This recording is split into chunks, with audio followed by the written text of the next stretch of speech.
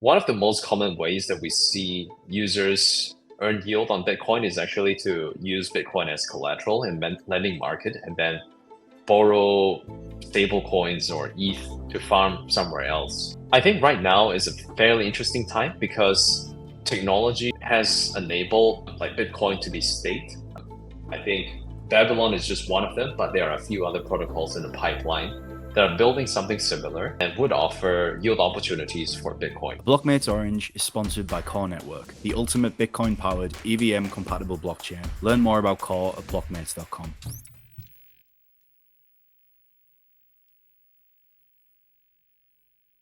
Welcome back, everyone. Special guest today, Tien from Pendle. Been wanting to speak to Tien for about 30 years. No, just joking. Ever since the end of the last bull market, Pendle was born, grinded out the bear market, came up with some really good ideas, delivered in absolute loads, and so good to have you on the show today, Tien. Thank you for joining us. I assume it's quite late that side, so yeah, really appreciate you making the time. Welcome. Thanks for having me.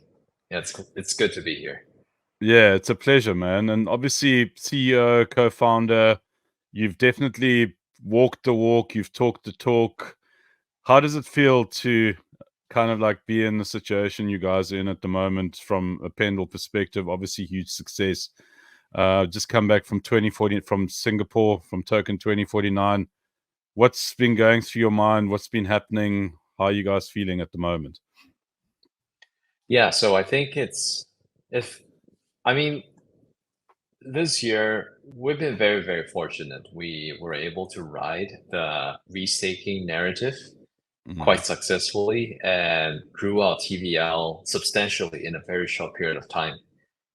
I think the feeling, especially the first $1 billion TVL, was extremely surreal because I think very few protocols have achieved that, and now we're one of them.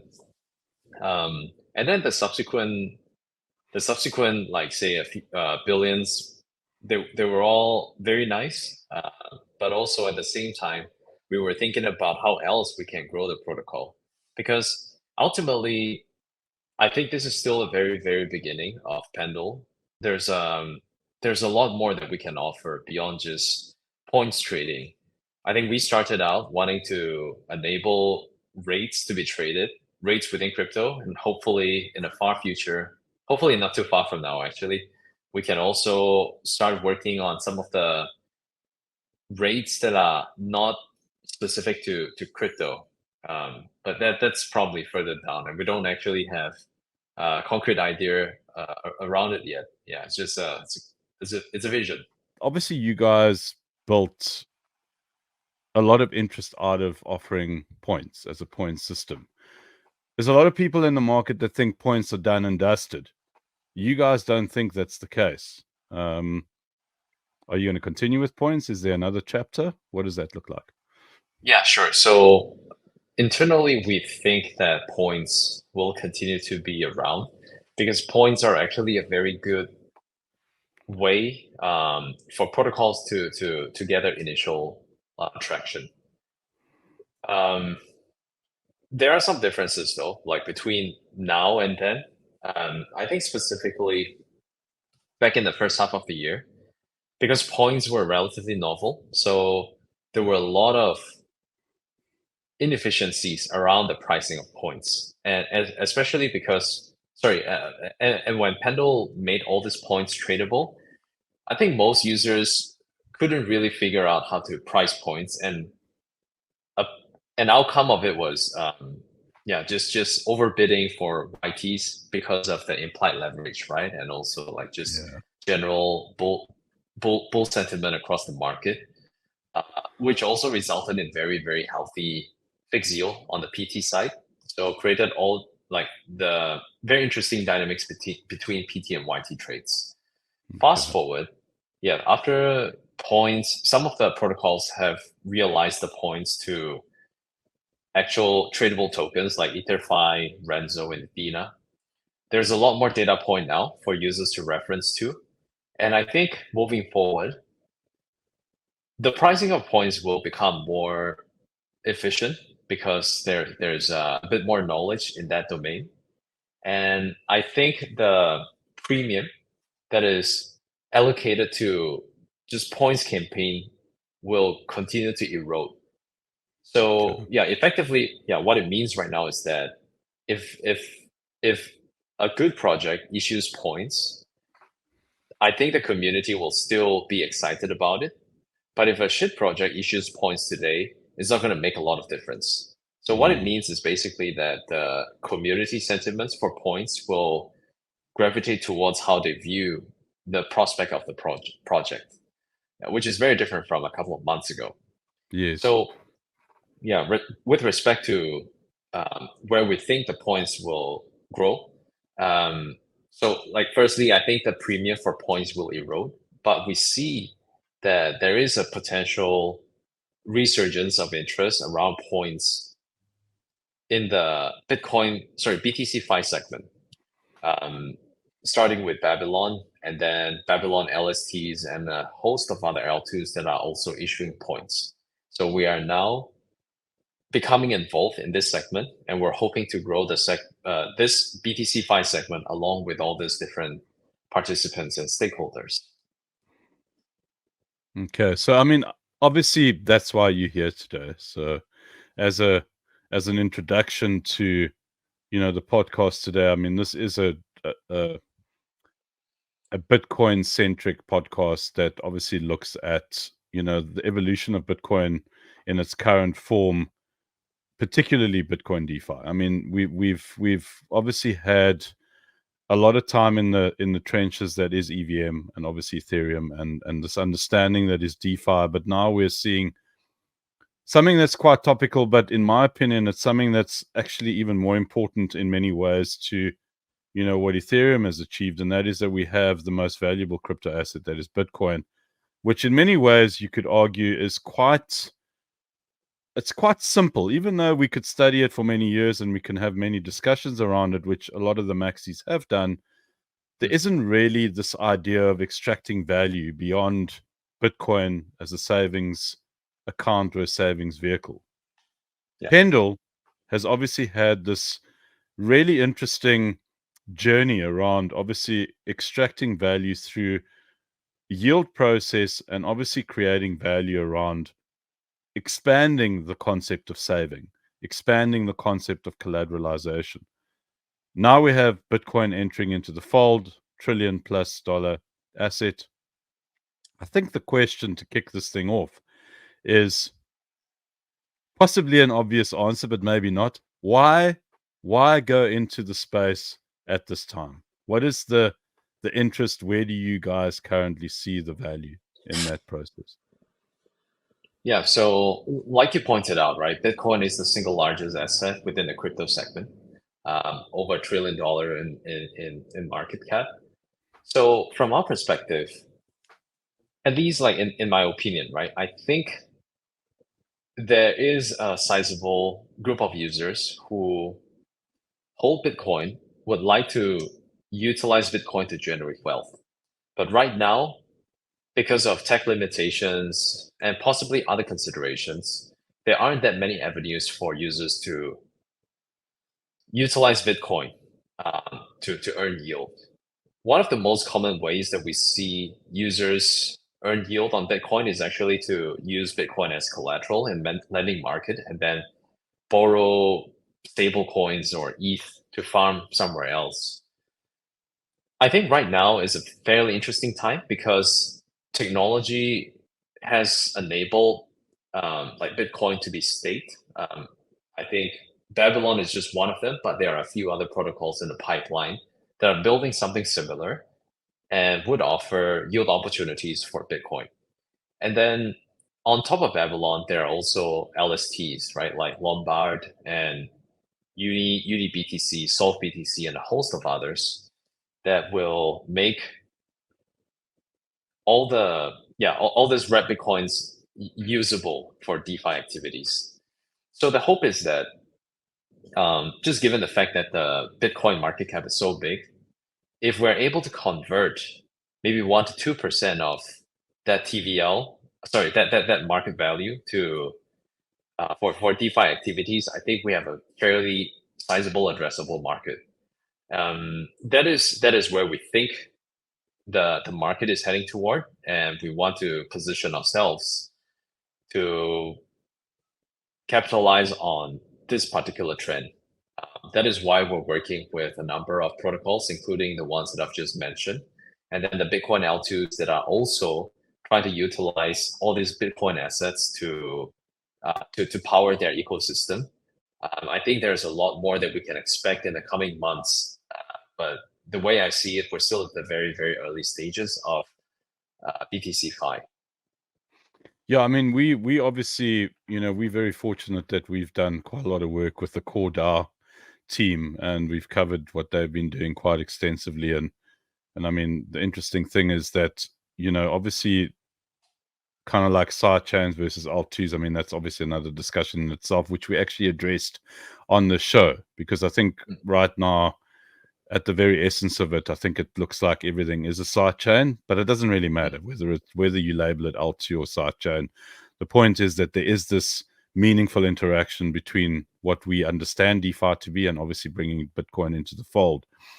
I'm very curious to find out how you guys are going to position yourselves in the context. Are you going to go and do the partnership side of things within these ecosystems, or are you going to bring these ecosystems or aspects of those ecosystems onto the Pendle EVM protocol? So I think there are probably two stages that we can explore collaborations and partnership. At this stage, given that most of the protocols, especially the L2s or sidechains, are not live yet, we can only work with them in the EVM premise. Okay. So yeah, at this stage, our value add is really to help all these upcoming L2s to bootstrap liquidity by running pre-deposit campaigns. So what we do is we create markets for users to deposit some of the Babylon LSTs like Lombard, Uni BTC, and Solve BTC into pools that were set up by that were set up for the likes of they were set up for the L2s, such as Corn and a few others in the pipeline.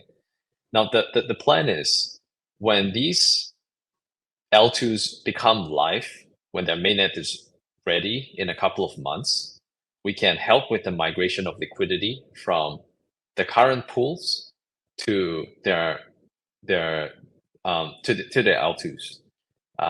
So this is, I think, a more effective way of getting liquidity on day one versus the more conventional means. Because historically, a lot of L2s or new ecosystems would have to bootstrap liquidity by issuing tokens and then gradually build up the liquidity traction.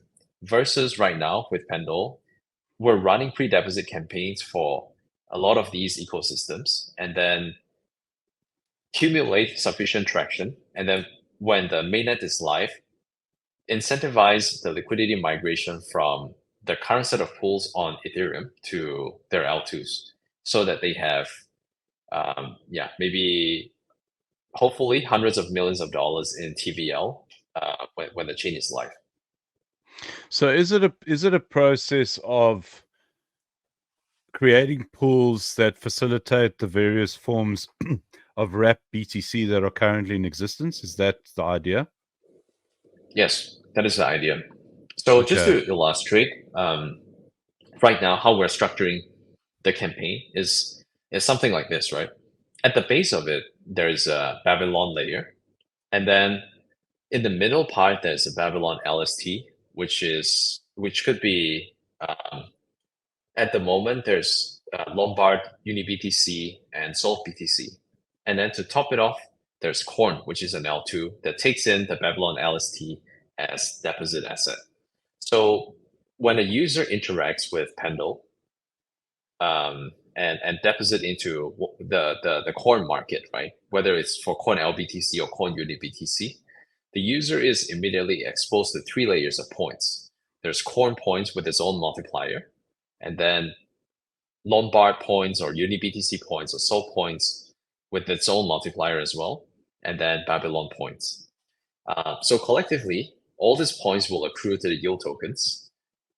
And from what I can see as of today, the range of the implied yield is trading at around like 6 to closer to 9%, which also means that the fixed yield on Bitcoin is between 6 to 9%.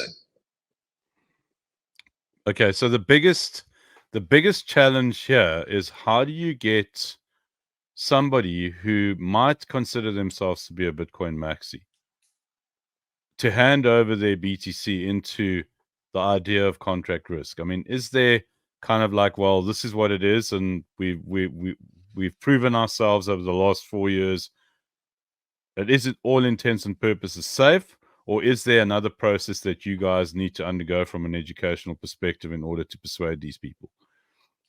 So I think there's a lot of education effort needed in order to convince someone who has not interacted with DeFi contracts to put something into into a DeFi protocol, right? To put a precious asset into a DeFi protocol.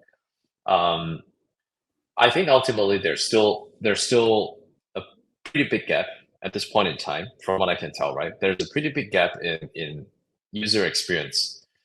So as a like for comparison, when we launched the restaking market, we were targeting a group of users who are already familiar with DeFi activities. They are generally quite aware of contracts, the notion of contracts, and all the peripheral infrastructure like wallets, like signatures, all these things.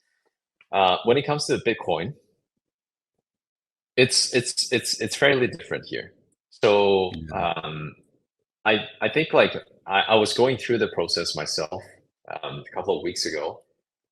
In order to take part in the Pendle markets, I would actually have to use LBTC from Lombard to deposit into the pool.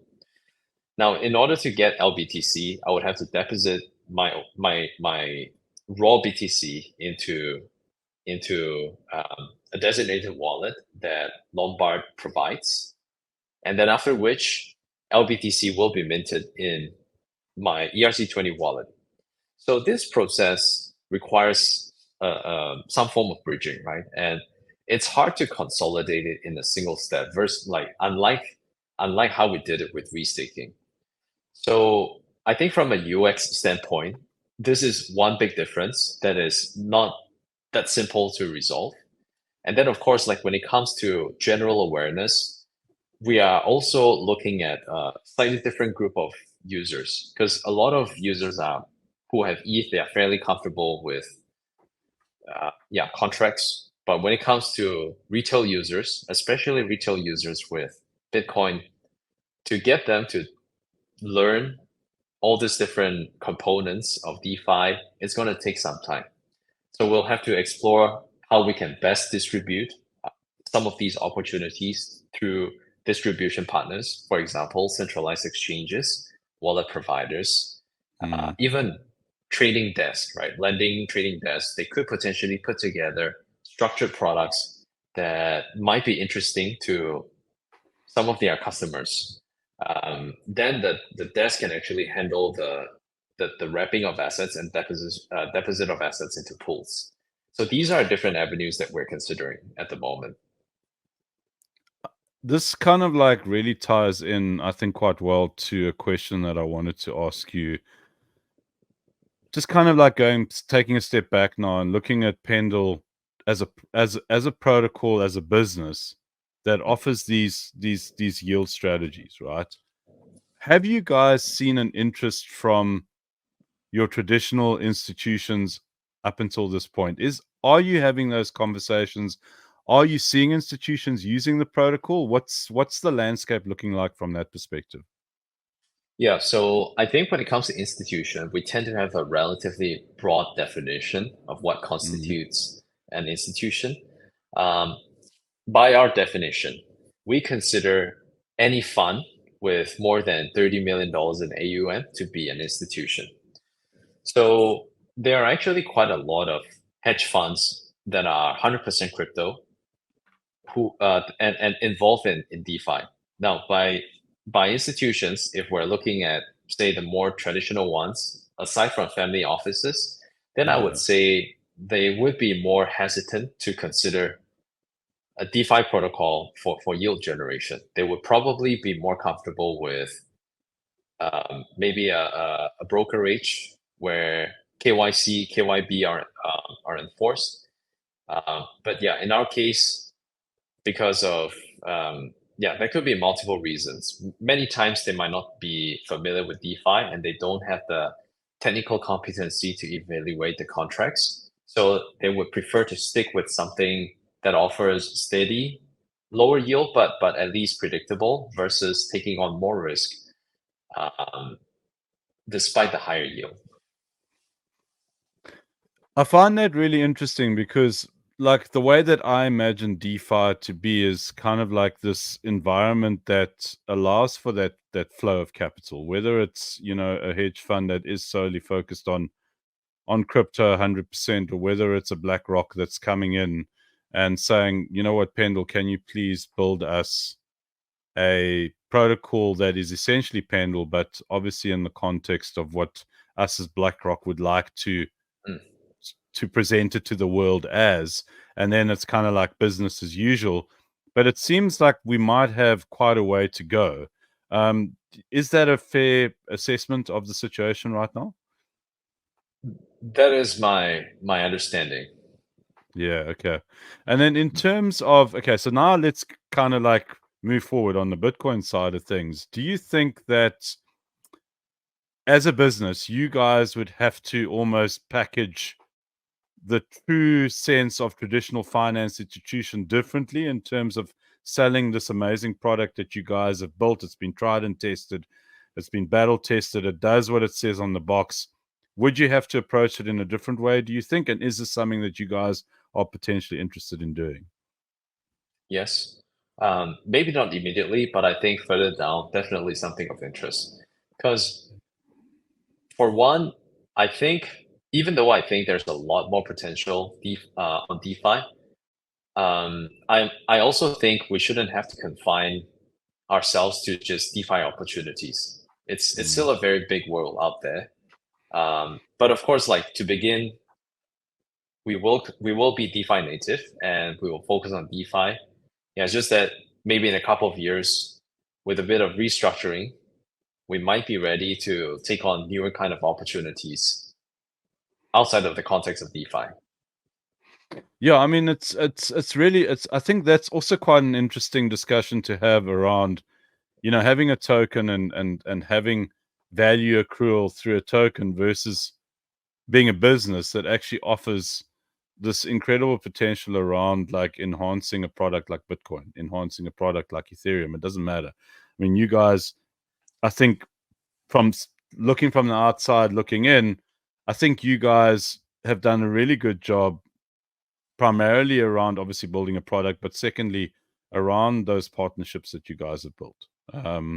And I mean, I can see you sitting down and doing something with, you know, one of the big institutions, whether it's a Van Eck or a BlackRock or the rest of it. So yes, expectations are high for you guys, but I think you've proven yourself to be able to actually play in quite a competitive market. And speaking of competitive markets, I'm really curious to get your thoughts around, you know, how you guys have kind of like adapted to, you know, being in a bull market, then being in a bear market, because there's not many protocols that have done that, you know, like generally protocols do really well in a bull market, and then a bear market comes and, you know, they basically lose the plot or they don't have the answers. And you guys have managed to navigate both those aspects. Where do you think we are in terms of the evolution of crypto right now? I mean, or your relationship with the evolution of crypto, has it changed since kind of like the last cycle, going into a bear and then into this one? I mean, is it the same? What are your thoughts around that? Oh, tough question. Some aspect of it, I think, has remained and sustained, but there are differences, of course. I think in terms of in terms of the level of sophistication, it has definitely improved. We see more established players with strong track record, like maybe in trading or building, getting into the space and really shipping very interesting products. Some of these might take some time to deliver, but they are in the pipelines, right? So not really proven, with no proven track record, trying to build a protocol. Most of them didn't succeed, but for the ones that did, they continue to be very relevant today. And I think, um, yeah, this sort of cycle will continue to persist. I also think that in terms of the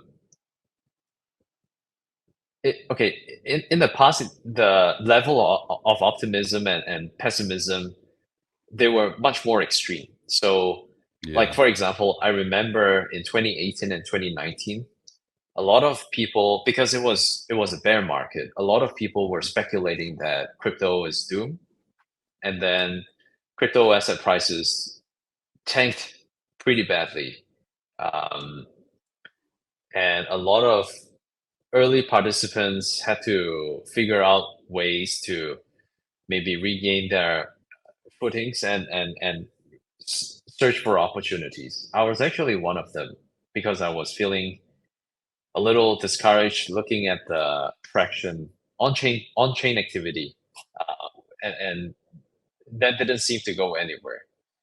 These days, I believe that there's a lot more. People are less pessimistic about crypto in general, and those who are optimistic will continue to be so. Um, I don't think anyone would say crypto is doomed right now, just given that there are bigger institutions that are really recognizing crypto as as an asset, and then having like Bitcoin and Ether in their company treasury or like balance sheet. So the appetite for it has definitely improved. Yeah, I believe it should continue to improve over time. Yeah, I agree with you, and I think there's a lot of credit to that through protocols like Pendle coming in and obviously building stuff, that actually has a use case as opposed to kind of like the degen gambling aspect to things. Obviously Aave has done really well over the last couple of months, just kind of reinforcing the idea that find a use case, find a product market fit, and you can do really well in the space, not only for the short term, but for the long term. Just looking back kind of like to the whole BTC side of things, is Pendle looking from a long-term perspective to be completely diversified across many ecosystems, or is there kind of like an idea of being resident in one place and kind of using, an omni-chain approach to doing things? I think from a scaling standpoint, we definitely want to be able to support more assets across different ecosystem, especially considering that right now it's so easy to spin up a new L1 or L2 literally in minutes, right? Yeah. It is very likely that in the near future there would be a lot more ecosystems that will exist. And just given our current set of implementation, we have to scale better. So what we're building in V3 is something a bit more chain agnostic, and the hope is the plan is that we want to capture more opportunities within and outside of the EVM ecosystem. So, I mean, in terms of your kind of like your presence at the moment, where do you guys have a good presence and a presence that has good TVL and has obviously a lot of volume moving through? So obviously Ethereum mainnet, Arbitrum. Arbitrum is pretty good, Yeah. but I'd say Arbitrum is also fairly seasonal. In general, the activity level on Arbitrum has come down somewhat substantially in the last couple of months, so that has affected our presence on Arbitrum as well. But I believe they're working on strategies to bring about the activities back to the chain. So as one of the bigger protocols on Arbitrum, we hope to benefit from the inflow of capital and activities there. Hopefully in the next couple of months. And where else do you guys have a presence? Solana? Not yet, huh? You are on Solana. No, not on Solana Not. yet. Okay. We have a presence on Mantle, Optimism, and BNB chain. Okay. And how are those doing at the moment? I mean, for me, Mantle has got all this potential. I think they've done all the right things, but for some reason, it seems like there hasn't really been the kind of traction that I would have expected. I mean, are you also finding the same thing? Well, generally speaking, I think the activity outside of Ethereum has been relatively slow in the last couple of months. I think most users are probably reverting back to using Ethereum in the meantime until there's something more interesting and unique in each of these ecosystems. And then users would migrate their liquidity from ETH to whichever ecosystem it is, earn some yield, and then consider whether to stay on or move back to Ethereum. And the prospects on Solana, is that something that you guys are looking at or will be looking at? Or is there not really an interest for kind of Solana DeFi at the moment? Yeah. So Solana is definitely something of interest. I think, it's just a matter of time. All right, it's great. So that's a little bit of alpha. I'm gonna claim that as mine. So thank you for that. In terms of kind of like just closing off, what is the, as CEO, as a co-founder, when you sit down with your co-founder and your team, what is the vision that you guys would like to work towards? I mean, what is kind of like the ultimate, right? Obviously, this might change, but I think, it'll be a good idea as to, where you guys are looking and what you're aiming for. So we want to push the boundaries of yields and eventually become the premier destination for anything that's got to do with yield. After all, I think we were drawn into crypto because of the prospects of APYs. And for a long time, APRs, APYs, they were just numbers. When Pendle came about, we tokenize like these APYs and we make them tradable. So suddenly these numbers can actually be swapped and there's additional utility there. So right now, I think with the V2 implementation, we're still confined to a specific set of yield. Like for example, lending yield on Aave compound. So these are the ones that we are supporting. And then points being another form. ETH staking yield through STETH and RETH can be supported. But there are so many more types of yields. There are other types of yields that are very, very significant, but still unaddressed. So, or at least unaddressed at scale.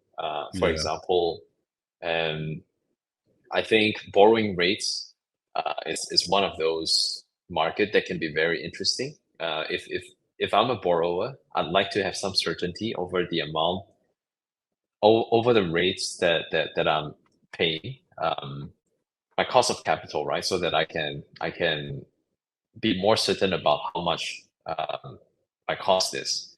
Yeah. And another type is actually on, I think on the POS yield, like ETH staking yield, Solana staking yield. As it is, there are markets and desks that facilitate the trading of the ETH staking yield, but because they're generally traded as if a spot market, it's usually not very interesting considering the fluctuation of yield for ETH staking yield, right? Like between 3 and 6%. Yeah, I think like with leverage, it can be more meaningful. And then we could probably encourage more users to express their views on how the rates will move. Yeah, so those are some of the things that we look to achieve in the future. Nice. Looking forward to that. I mean, that's quite a big expansion from where you guys are at the moment, but obviously very doable, I'm sure. And really look forward to you know, the development and the growth that obviously is Pendle.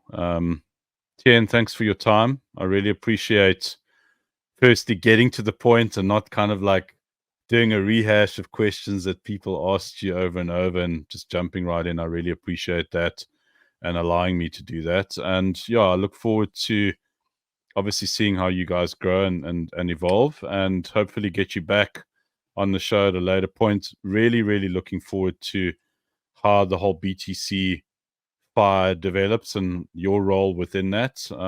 Yeah, once again, thanks so much. Really appreciate it. Yeah, thank you so much for having me. We have a lot to do, and yeah, would love to be back again and hopefully share something new next time. Yeah, really, really would look forward to that. And yeah, appreciate it. Take it easy. Thanks everyone for tuning in. Please like and subscribe. We appreciate it. Yeah, see you next time. Take it easy. All right, thanks for listening. If you enjoyed the show, please give us a like, subscribe, and turn the notification bell on for next time. See ya.